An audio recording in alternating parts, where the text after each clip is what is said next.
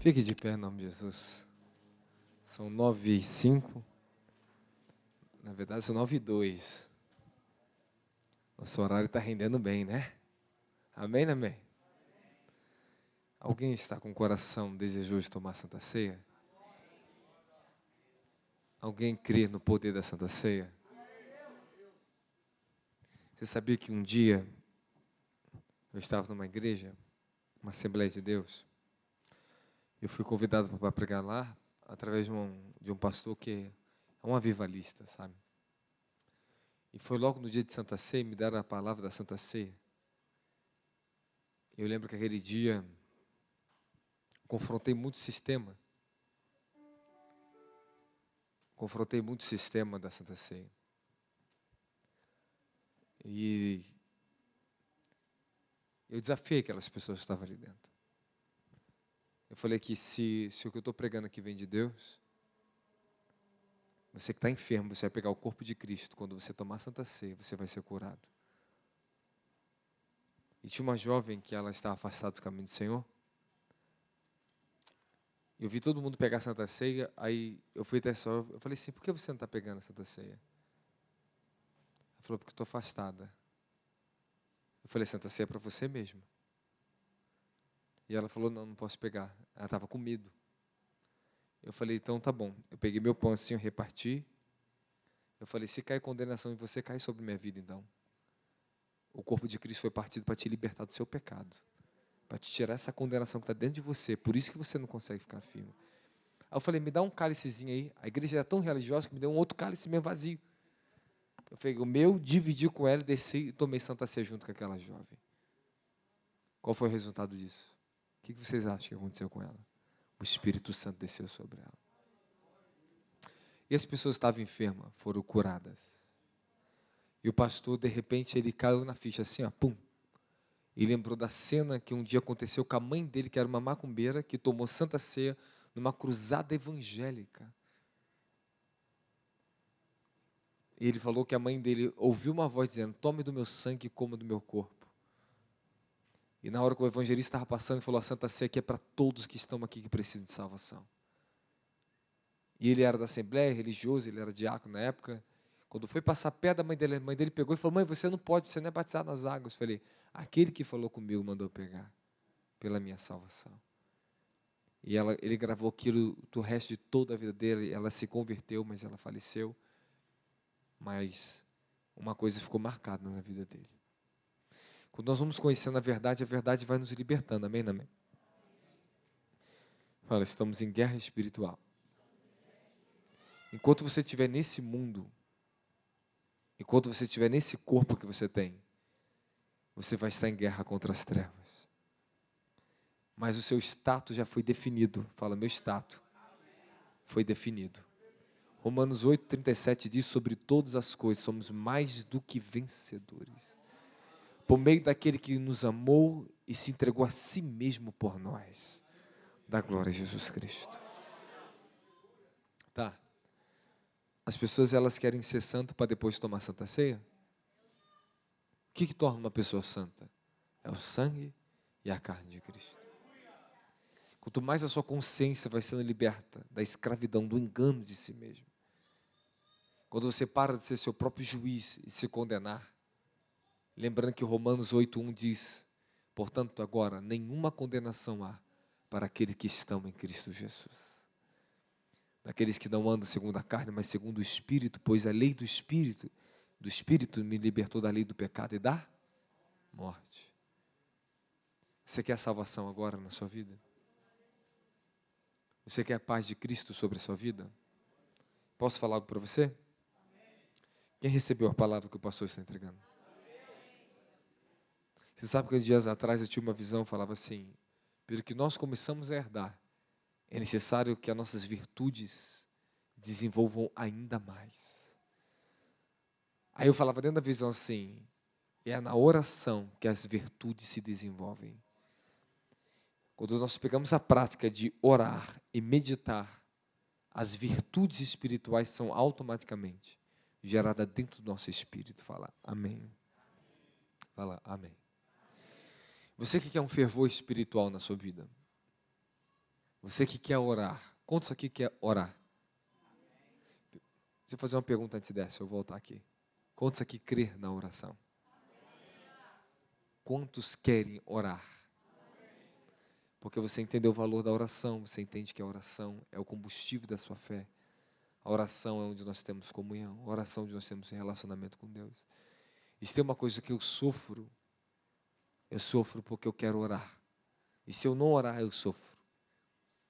E oração para mim é deleite, é prazer, não é sofrimento. Sofrimento é quando eu não oro. Preço para mim hoje é se eu não orar. Quer pagar preço? É só você continuar do jeito que você está. Vivendo uma vida sem oração. Mas oração, jejum, monte não é pagar preço. Pagar preço para aqueles que não entenderam o valor que está por trás da vida de oração. Mas quando você encontra o valor da oração, o valor do jejum, o valor de meditar na palavra, é prazer, é vida. Amém, amém? Fala, é vida. Mas para os religiosos é preço. Paga preço, tem que pagar preço. Vai ficar até quando pagando preço? Jesus já pagou o verdadeiro preço. Ele me deu o Espírito Santo que me ajuda a orar. Ele me deu o Espírito Santo que me ajuda a jejuar. Ele me deu o Espírito Santo para meditar na palavra. Você não está sozinho. Você não está sozinho. Mas se você quiser fazer sozinho, você pode ficar fazendo sozinho. Você pode jejuar sozinho, você pode orar sozinho, você pode ler a palavra sozinho.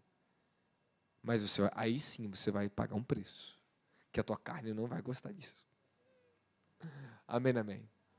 Fala, eu tenho um Espírito Santo, o Espírito de Cristo, que me ajuda nas minhas fraquezas. Fala, glória a Jesus. Então, pega a sua Bíblia mais uma vez. Já que o pastor Jades falou de 1 Coríntios 11, vamos lá em 1 Coríntios 11.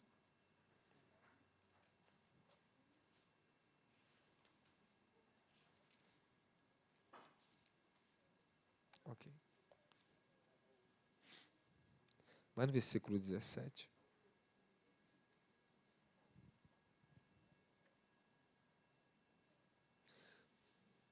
Junto com os anjos cantamos, tu és santo. Ó, já vamos pegando aí, amém?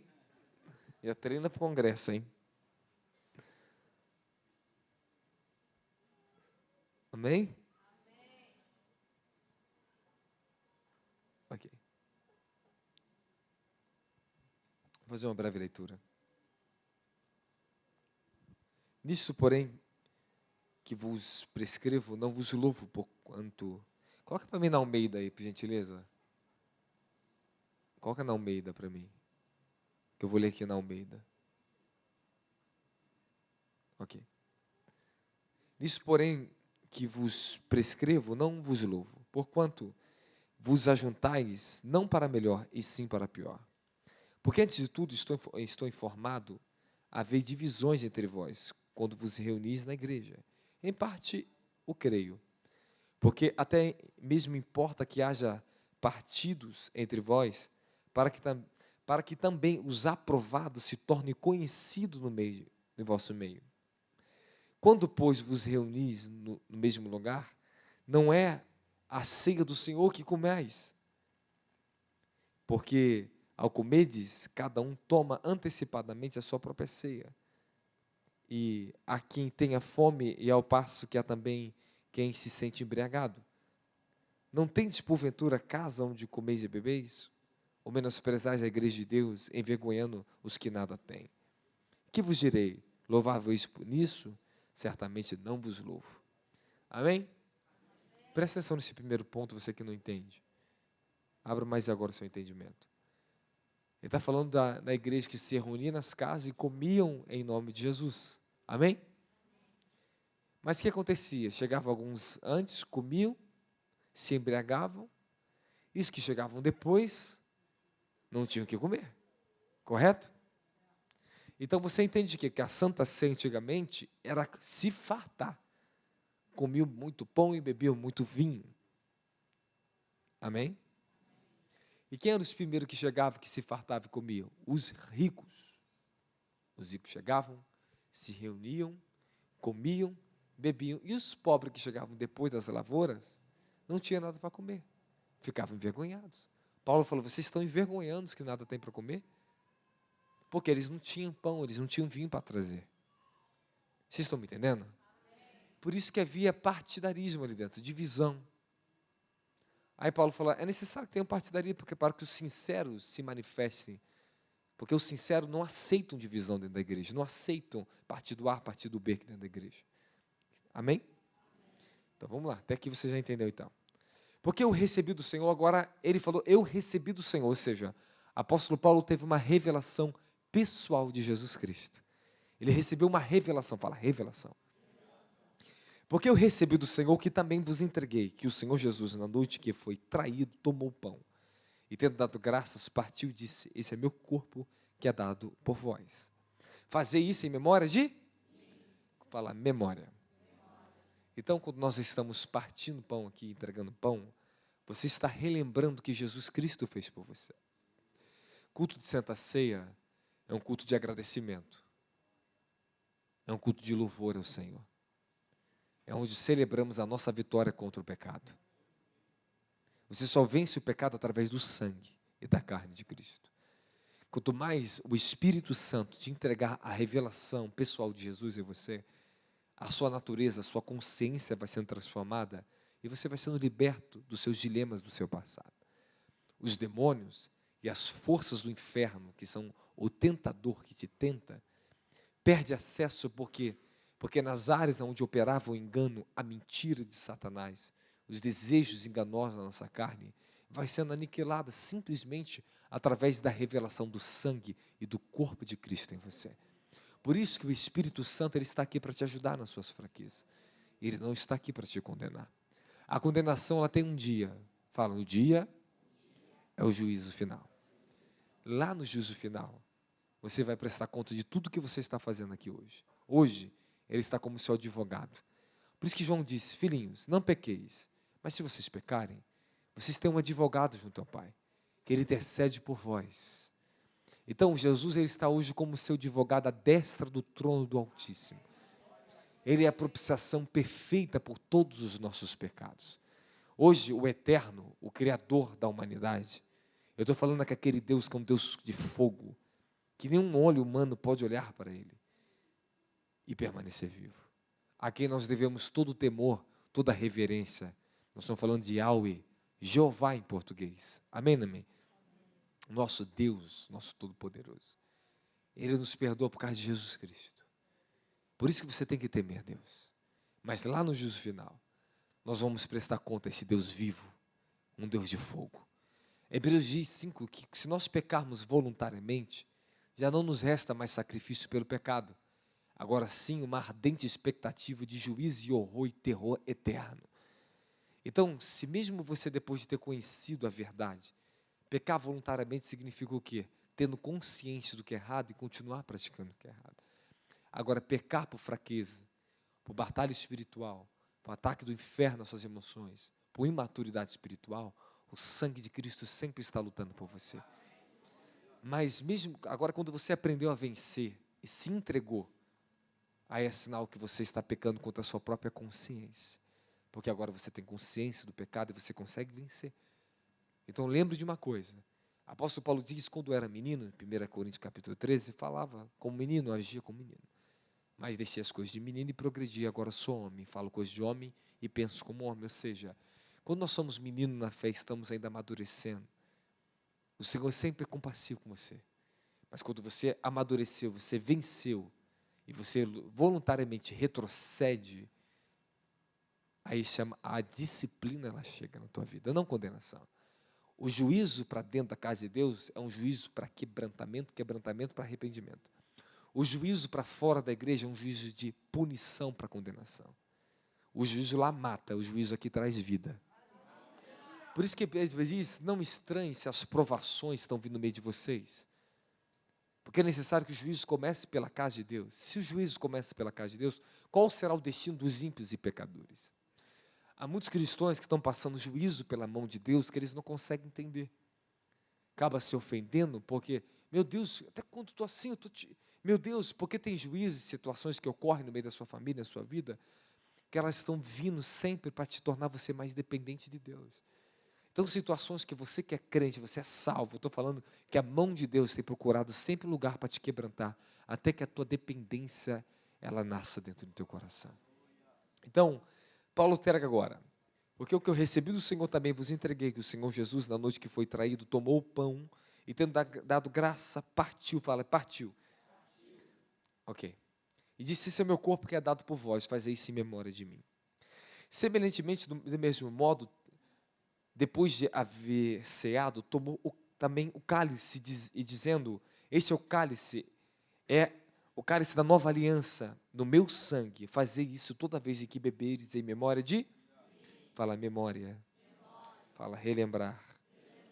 Você sabe o que é a diferença de uma memória por uma lembrança? São sinônimos, aparentemente, né? Não, mas elas são até sinônimo por intuição, mas tem uma diferença. Memória é aquilo que você guarda que tem um valor. Lembrança é algo que vem e vai. Pô, lembrei de algo, mas não tem nenhum valor para você, você esquece. Mas memória é algo que está sempre guardado no teu coração. Quando você fala, pô, tem uma memória do meu pai na minha vida, é aquilo que tem todo um sentimento e um valor para você. Memórias são aquilo que tem valor. Lembranças são coisas que vêm e se esquecem. Você pode até ter uma lembrança, mas não tem valor para você. Fala lembrança. Fala memória. Você tem na sua mente o quê? Memória, não tem? Hã? É algo que você tem sempre acesso, correto? Lembrança é algo que você não sempre tem acesso. Que às vezes você lembra. Memória é o que você sempre guarda. Amém, amém. Fala glória a Jesus. Posso continuar? Versículo 26 agora. Já estou encerrando. Porque todas as vezes que comemos desse pão e beberes desse cálice, anunciai a morte do Senhor até que Ele... Então tá bom, então você está anunciando, fala, estou anunciando. Ou seja, estamos concordando com a morte do Senhor, que Ele morreu em nosso favor. Fala, eu tenho que anunciar que Jesus morreu e ressuscitou. Até que Ele venha. Então, o ato de Santa Ceia, quando eu entro não salvo aqui dentro, não sei se tem alguma pessoa que ainda não foi salva aqui dentro, nós queremos mostrar para vocês a nossa fé. Amém, amém. Fala, glória a Jesus Cristo. Calma aí, varoa. Deixa eu colocar na disciplina, hein? Pois, agora vamos lá. Agora o negócio fica mais estreito. Só mais um minutinho em pé. Você está aprendendo. Fala, estou aprendendo. Está gostando? Tá bom. Por isso, aquele que come o pão e bebe o cálice do Senhor indignamente, será réu do corpo e do sangue do? Fala, indignamente. A palavra indignamente não tem nada a ver com pecador aqui. Indignamente, essa palavra em grego é anexios, ou anexios. De uma maneira irregular, de uma maneira não adequada. É o que Coríntios estava fazendo. Coríntios estava tomando de uma maneira inadequada, por quê? Porque se reunia um grupinho mais rico e comia, e os outros que eram pobres das lavouras ficavam sem comer. Pegava o resto, a sobra. E aquilo era de uma maneira indigna, por quê? Porque eles estavam fazendo do corpo do Senhor qualquer coisa. Você pode ser uma pessoa aqui que não está em pecado, não está adultério, que não fuma, que não bebe, e tomar de maneira indigna, ou seja, tomar por tomar. Tomar sem valor, sem entendimento. Tomar uma coisa de qualquer jeito. Amém. Ir embora. Você está entendendo que a maneira indigna, ela pode ser de diversas formas? Você quer ver uma outra maneira indigna? Você tomar a Santa Ceia e você está pensando mal no coração do seu irmão que está aqui dentro. Você tomar a Santa Ceia e está com, sabe aquela mágoa no coração que você não perdoa? E se eu fosse você, não tomava a Santa Ceia para a sua própria condenação. E que condenação é essa? Fala, condenação. Então você será, fala, réu. Fala, réu. Réu significa, em grego, enócios, constrangido, sujeito à responsabilidade de algo. Usado de alguém que está na mão de um possuidor. E se eu falar um pouquinho mais interessante, você vai ficar um pouco pasmado com essa palavra em grego.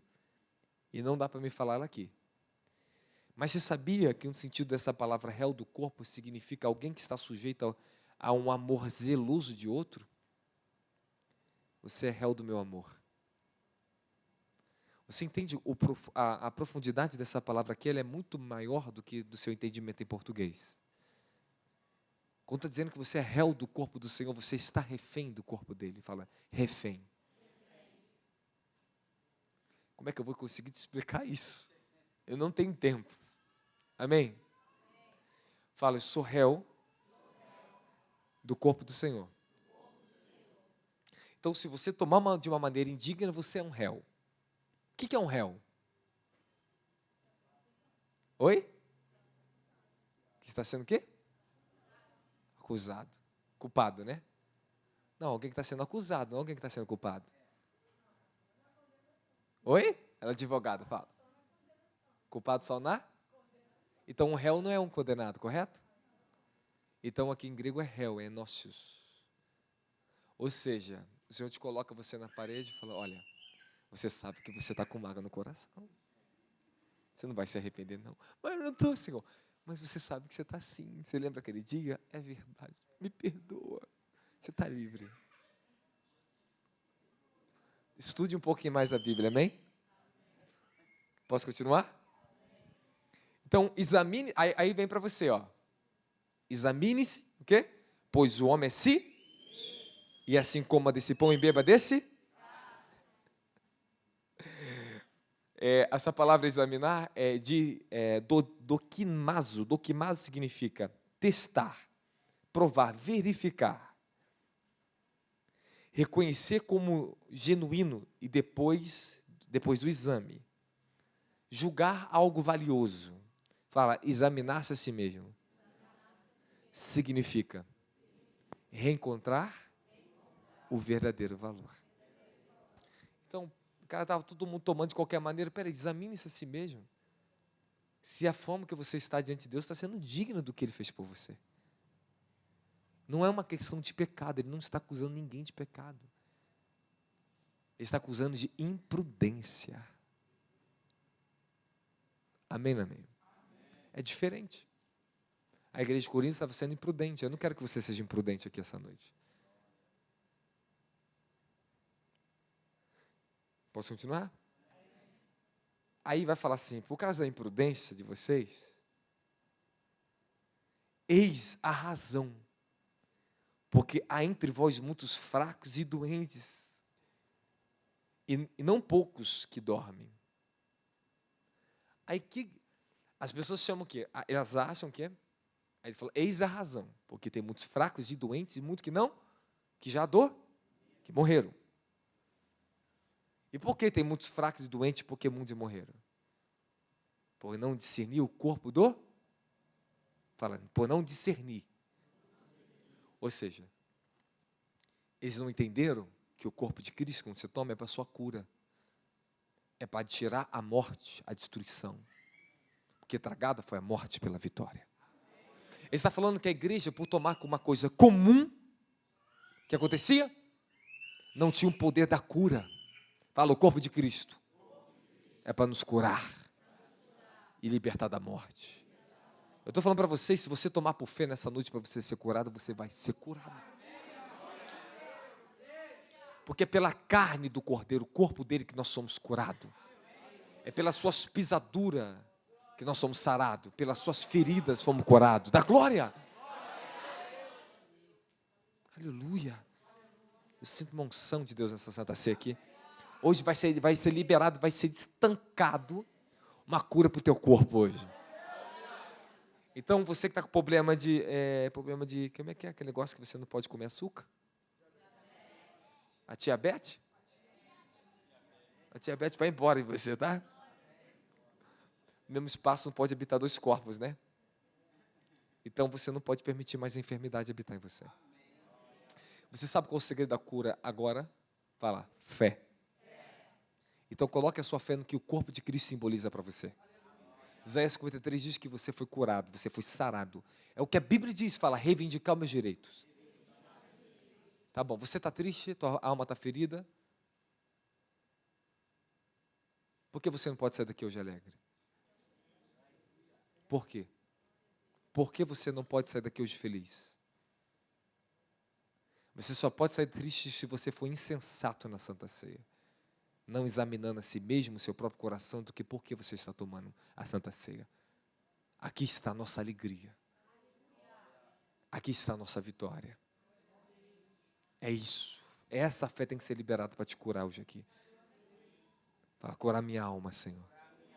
Cura meu coração, Senhor. É isso. Fala, a alegria do Senhor é a nossa força.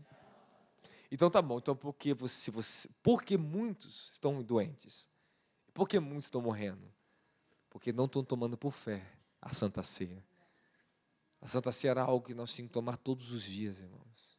Todos os dias. Todos os dias. Então, você que está aqui hoje, aproveite esse momento, que é um momento especial para você. Fala, é a minha fé que vai santificar o ato da Santa Ceia. Você define a sua Santa Ceia. Se Jesus toma com você agora, se você pega o sangue dele, a carne dele e come junto, ou se você só vai comer um pão e beber um suquinho de uva. Porque se julgássemos a nós mesmos, não seríamos julgados. Mas quando julgados, somos disciplinados pelo Senhor e não condenados. Aleluia. A palavra concorda em si mesmo. O que ele está falando aqui está concordando com tudo que eu te ensinei lá em cima. Disciplinados pelo Senhor para que não sermos condenados com? Glória a Deus. Viu? Concordou com tudo que eu falei para vocês. Assim, pois, meus irmãos, quando vos reunir para comerdes, esperais um pelos? Se alguém tem fome, coma, hein? Alguém está com fome? Melhor você não me responder aqui agora. Irmão, não deixe Santa Ceia de noite, então, vamos dar de manhã. E depois do café da manhã. Quanto as demais coisas, eu as ordenarei quando for ter convosco.